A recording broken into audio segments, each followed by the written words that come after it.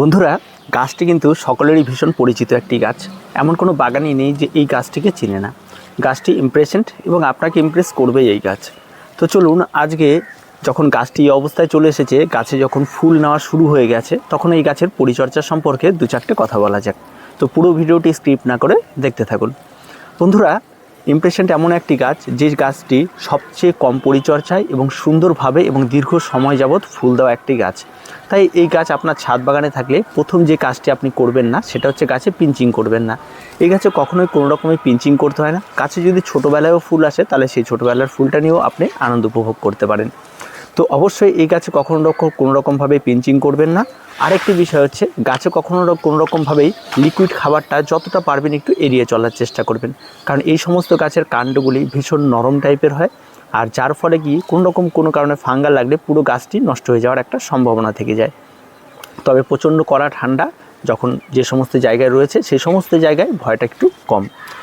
আরেকটি বিষয় যেটা রয়েছে সেটা অবশ্যই আপনাদের নজর রাখতে হবে। এই গাছের জন্য কিন্তু আপনি কোথায় আপনার গাছটি রয়েছে সেই বিষয়টা আপনাকে অবশ্যই ধ্যান দিতে হবে, কারণ এই গাছ সবসময় যেন ফুল সানলাইট ভীষণভাবে পছন্দ করে। তো অবশ্যই আপনার যেখানে ফুল সানলাইট রয়েছে সেখানে আপনারা রাখবেন। আর এই শীতের দিনে যে কোনো জায়গাতেই রোদের তাপ অনেক কম থাকে, এবং যার ফলে কিন্তু এই সমস্ত গাছগুলি কিন্তু সূর্যালোক খুব একটা বেশি পায় না, এবং না পাওয়ার জন্য অনেকেই আমরা বলে থাকি যে এই ইমপ্রেশন্ট একটি ছায়ার গাছ। তবে ছায়াতে কখনোই এই ইমপ্রেশন্ট হয় না। আপনি পারলে আপনার ঘরের ভেতরে বা আপনার বাড়িতে বারান্দায় বা বেলকনিতে যেখানে আপনার ছায়া লাগে সেখানে এই গাছটি রেখে পরীক্ষা করে দেখতে পারেন। কোনো রকমের আপনি তেমন ফুল পাবেন না যে ফুলটি আপনি বাইরে রাখলে পাবেন। তারপর আরেকটি বিষয় রয়েছে, এই গাছে কুয়াশা অত্যন্ত উপযোগী, তাই অবশ্যই আপনাকে খোলামেলায় জায়গায় রাখতে হবে। কোনো গাছের নিচে রাখলে চলবে না, যেন গাছে কুয়াশা না পড়ে। অবশ্যই রাতের শিশির এই গাছের জন্য ভীষণ উপযোগী, তাই অবশ্যই এই গাছে যদি রাতের কুয়াশা পড়ে তাহলে অবশ্যই গাছের রুট সিস্টেমটি ভালো থাকে। তার জন্য অবশ্যই এটাও কিন্তু এখন প্রয়োজন রয়েছে। আরেকটি বিষয় রয়েছে সেটা হচ্ছে আপনার সবসময়ের জন্য এই সমস্ত গাছগুলিতে আপনাকে যেটার দিকে নজর রাখতে হবে, আর সেটা হলো আপনার মনিটরিং। অবশ্যই গাছের গোড়ার দিকে প্রতিনিয়ত আপনাকে খেয়াল রাখতে হবে যে গাছের গোড়ায় কোনো কারণে ইনফেকশন আছে কিনা। তবে গাছের গোড়ার দিকে তাকাতে গেলে অনেকটাই সমস্যা হয়, কারণ পুরো গাছটি ঢাকা থাকে, তার ফলে কিন্তু আপনি দেখতে পাবেন না। তাই অবশ্যই আপনাকে মাঝে মধ্যে এইভাবে ফাঁকা করে গাছের ঠিক গোড়ার দিকে আপনাকে দেখতে হবে। মাঝে যখন আমাদের বৃষ্টি হয়েছিল তখন এই বৃষ্টিতে কিন্তু সবচেয়ে ক্ষতিগ্রস্ত যদি কোনো গাছ থাকে তবে কিন্তু সেটা ইমপ্রেশন্ট। আপনি গাছ দেখে কখনোই বুঝতে পারবেন না এই গাছে কোনো রকম রোগ হয়েছে। গাছের গোড়ার দিকের কাণ্ডগুলি ধীরে ধীরে ড্রাই ব্যাকের মতো হতে শুকিয়ে একসময় পচে নষ্ট হয়ে যায়। আর সেই সময় যদি কোনো কারণে দেখেন আপনার কাছে সেই রোগটি ধরে গেছে, অবশ্যই যে ডালটিকে ধরেছে সেই ডালটিকে কেটে বাদ দিয়ে দিন, আর কাটা অংশ অবশ্যই অ্যান্টিফাঙ্গাল লাগিয়ে দিন। আর যে সমস্ত অংশগুলোতে এই পচন রোগটি ধরেছে সেই সমস্ত জায়গাগুলোতে আপনি আঙ্গুল দিয়ে অ্যান্টিফাঙ্গাল লাগিয়ে দিতে পারেন। আর যেই ডালটিকে কেটে বাদ দিলেন সেই ডালের অবশিষ্ট যে অংশটুকু ভালো রয়েছে সেই অংশটুকু কেটে তার মধ্যে সামান্য পরিমাণ কাটিং পাউডার লাগিয়ে এই সমস্ত টপেরই কোনো এক সাইডে আপনারা এটাকে বসিয়ে দেবেন। তার ফলে কী হবে, সেখানে তার একটা নতুন চারা তৈরি হয়ে যাবে এবং দেখতেও বেশ ভালো লাগবে, টপটা বেশ ভরাট থাকবে। এই কাজগুলি করবেন।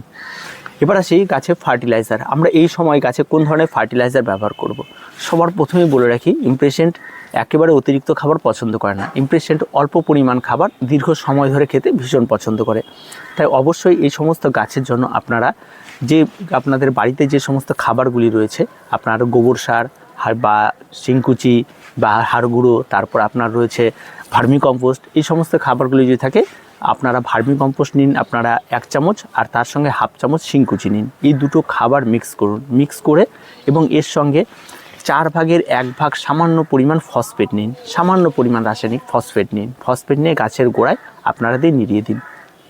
এই খাবারটি কিন্তু প্রতি মাসে বা প্রতি 20 থেকে 21 দিনে একবার আপনারা এই খাবারটি ব্যবহার করতে পারেন। তার মাঝে কিন্তু আর কোনো খাবার ব্যবহার করবেন না।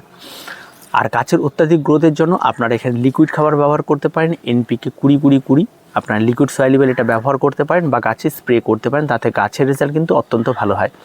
আর এটা যদি আপনারা করেন অবশ্যই 1 লিটার জলে আপনারা 1 গ্রাম মতো গুলে নিয়ে সেটার 100 ml এই ধরনের টবে আপনারা ব্যবহার করবেন প্রত্যেকটা টবে, আর 100 ml আপনারা নিয়ে প্রত্যেকটা গাছে স্প্রে করে দিতে পারেন। ঠিক আছে, এবার আপনার যতগুলো গাছ থাকে যতটা পরিমাণ লাগবে সেভাবে আপনারা এটা কিন্তু করতে হবে। তাহলে কিন্তু আপনার গাছ, এই সমস্ত গাছগুলি আজকে এই অবস্থায় দেখছেন, ঠিক আপনারা 15 দিন পরে এই সমস্ত গাছগুলি কিন্তু এই অবস্থায় চলে আসবে। পুরো টব ভর্তি হয়ে যাবে, টব কিন্তু আর দেখা যাবে না, কারণ এইটা হচ্ছে তার গ্রোয়িং পিরিয়ড চলছে। আর অবশ্যই গ্রোয়িং পিরিয়ডে তার পর্যাপ্ত পরিমাণ খাবার, তার পর্যাপ্ত পরিচর্যা, এই সমস্ত কিছু প্রয়োজন রয়েছে। তাই অবশ্যই এই সমস্ত গাছগুলি বেড়ে ওঠার জন্য যা যা প্রয়োজন এই সময় এটা করবেন। এবার আসি রোগ পোকামাকড় তেমন এই গাছে খুব একটা বেশি অ্যাট্রাক্টেড হয় না, তেমন কোনো রকম শুয়োপোকা বা অন্যান্য বাইরের কোনো পেস্টের আক্রমণ সেটা কোনো কিছু ঘটে না। তবে নিয়মিত আপনারা যেভাবে বাগানে পেস্টিসাইড বা আপনারা অ্যান্টিফাঙ্গাল স্প্রে করেন ঠিক সেই সময় সমস্ত গাছও করে নেবেন। আর সবশেষে আরেকটি সবচেয়ে ইম্পর্টেন্ট যে বিষয় নিয়ে আলোচনা করব সেটা হচ্ছে ওয়াটারিং। এই সময় গাছ কিন্তু জল দেওয়ার বিষয়ে আপনাকে অবশ্যই সতর্কতা অবলম্বন করতে হবে, কারণ এই সময় কিন্তু গাছে ফুল আসবে। আর অবশ্যই এখন গাছটি যদি এত বড় হওয়ার পর যদি আপনার জল দেওয়া বা অতিরিক্ত জল বা কম জল দেওয়ার ফলে যদি গাছে কোনো ক্ষতি হয় তাহলে সেটা কিন্তু আপনি মেনে নিতে পারবেন না। এতদিন ধরে একটা গাছকে বড় করার পর অবশ্যই তার যেন সঠিক কেয়ারিং হয় সেটাই কিন্তু মেনলি ব্যাপার। জল দেওয়ার সময় অবশ্যই আপনাকে নিয়মিত হিসেব করে জল দিতে হবে এবং গাছে কোন রকম যেন কোনো জল স্টে না করে সেই বিষয়টা আপনাকে ধ্যান দিতে হবে।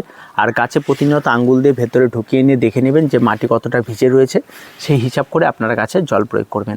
টবের মাটি শুকিয়ে এলে তবেই গাছে জল দিন, তাও অল্প সামান্য পরিমাণ দিন। আর যদি কোনো কারণে যদি দেখা যায় যে জল জমে গেছে তাহলে অবশ্যই যতটা তাড়াতাড়ি পারেন জলটিকে শুকিয়ে ফেলার চেষ্টা করবেন। এটাই কাজ, আর তেমন কোনো কাজ নেই।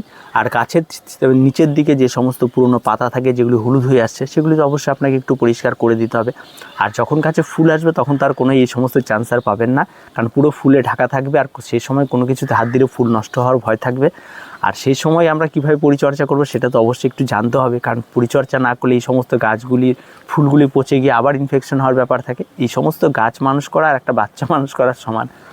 তো যাই হোক, এই সমস্ত কাজগুলি আপাতত আপনারা করতে থাকুন। আর এটাই কঠিন ভাবার কোনো কিছু নেই, খুব সহজ সরল পরিচর্যা। এই সমস্ত গাছগুলি ফেলে রাখলেও সুন্দর ফুল দেয় আর দীর্ঘ সময় ফুল দেবে এই গাছ মোটামুটি আপনার সারা বছরই বেঁচে থাকে, সারা বছরই ফুল দেয়, কিন্তু বাঁচিয়ে রাখাটা ভীষণ মুশকিল, বিশেষ করে বর্ষার পিরিয়ডটাতে। কারণ সেই সময় যে বললাম যে বৃষ্টির জল পড়লে এদের গোড়া পচতে শুরু করে দেয়।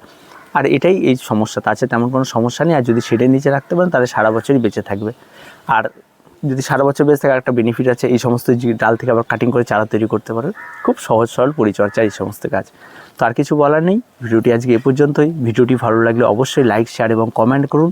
আর আমাদের চ্যানেলটিকে অবশ্যই সাবস্ক্রাইব করুন। প্রত্যেকে ভালো থাকবেন, প্রত্যেকে সুস্থ থাকবেন আর মন ভরে গাছ করুন, কারণ এখন ফুলের সিজন চলে এসছে।